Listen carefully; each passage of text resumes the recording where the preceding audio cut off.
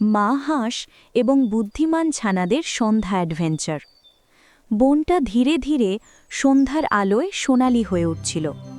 নদীর ধারে হালকা বাতাস বইছিল, আর মা হাঁস তার 4টি ছানার সাথে সতর্কভাবে হাঁটছিল। জ্ঞানী ছানাটি তার মোটা ফ্রেমের চশমা দিয়ে চারপাশ পর্যবেক্ষণ করছিল, যেন কোনো চতুর শিয়াল বা অন্য কোনো বিপদ হঠাৎ করেই হাজির হতে না পারে।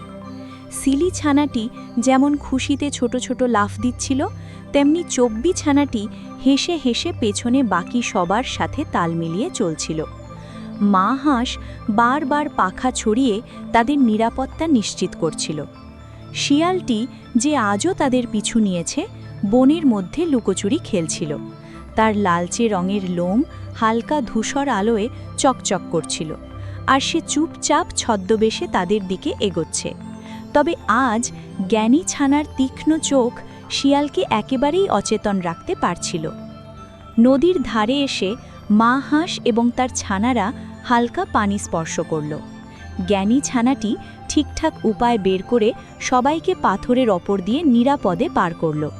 সিলি ছানার খেলাধুলা এবং চব্বি ছানার ধীর গতি যেন পুরো পরিবেশকে আরও আনন্দময় করে তুলছিল।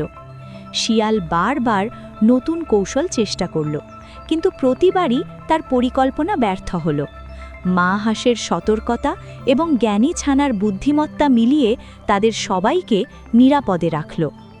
নদীর পানি ঝলমল করছিল, সূর্য ধীরে ধীরে অস্ত যায়, আর বনের মাঝখানে সব কিছু শান্ত ও সুন্দর হয়ে উঠল। শেষে মা হাঁস ছানাদের নিয়ে একটি ছোট পাহাড়ের ওপরে বসল। সবাই শান্তভাবে নদীর দিকে তাকাল, সূর্যের সোনালি রশ্মি এবং বনের স্বাভাবিক শব্দগুলোর মধ্য দিয়ে। শিয়াল আরও একবার লুকিয়ে দেখল, কিন্তু বুঝতে পারল যে আজ সে কোনো মতেই তাদের কাছে পৌঁছতে পারবে না।